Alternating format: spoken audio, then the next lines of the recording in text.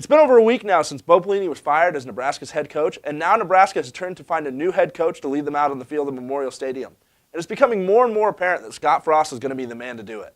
Nope, not Scott Frost. They said no. Well, if it's not Frost, did we get Jim Tressel to do it? No, he's the president of the university. He's not coming either. Well, if it's not Frost or Tressel, then who did we get? They hired Mike Riley. Who the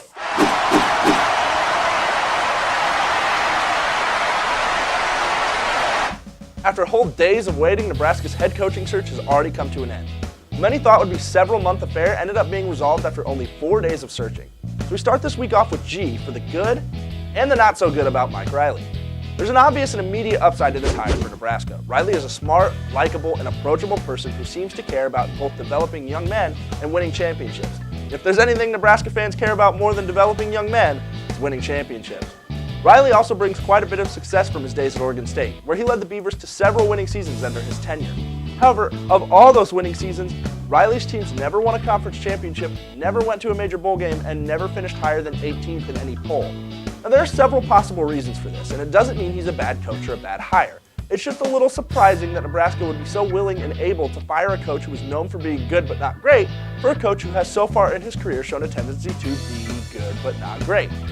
We'll discover Coach Riley's talents over the next few years, and hopefully he can prove everyone wrong. This is the part where I end with a joke, but instead just do a Twitter search for any of the 1,000 new fake Mike Riley accounts. I can't promise it'll be good humor, or even technically humor, but you know, it's worth a shot. But before Nebraska can get ahead of themselves, there's still one matter of business left. Next is H for Holiday Bowl. Nebraska was selected this weekend to play in the Holiday Bowl against a once Pac-12 juggernaut, USC, in San Diego on December 27th. What would normally be an exciting matchup of two old foes has been slightly marred for some by the fact that Nebraska is already looking towards the future with their new head coach and has already written the season off as a failure. It's a bit of a shame, as this game could actually be fun to watch against two teams that occasionally play pretty good football. Plus, if the earlier half of this season is any indication, Nebraska should crush their opponent that used to be good at the sport a decade ago but no longer is. Looking at you, Miami. Next we have R for Regional Bound. After sweeping Hofstra and then sneaking past Utah in 5 sets, Nebraska volleyball is headed to Seattle for a Sweet 16 matchup against Washington, who happens to be number 3 in the country. This is going to be a ridiculous uphill climb, as the Huskers are not only playing the number 3 team in the country, or the fact that it's away from the Devaney Center, but it's also the fact that it will basically be a home game for the Huskies. However, given the fact that many people were worried about the abilities of this young Husker squad throughout the year, getting to the Sweet 16 is a big enough accomplishment already. John Cook better be careful though. About 6 more years of only getting to the Sweet 16 and you can bet he'll be shown the door. And finally we have S for second loss. Nebraska basketball fell to Creighton on Sunday, marking their second loss of the year. Remarkably though, this was also only the second time the men have lost in the Pinnacle Bank Arena ever. Which makes sense considering they only began playing their home games in the arena last season.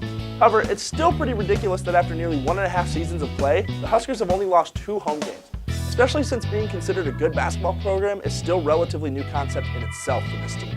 Rather than make a joke about Creighton or the game, I'll just say that despite the outcome, it was very cool to see both teams come out in Avery Strong shirts for warm-ups to help raise awareness for a very important cause and to help a very cool family. Thanks, Creighton. Now we'll see all your fans come football season. That's it for this week. Be sure to follow us on Twitter at CornFed Sports and at CornFed Live for any and all updates on Husker sports. Thanks for watching, and we'll see you next time.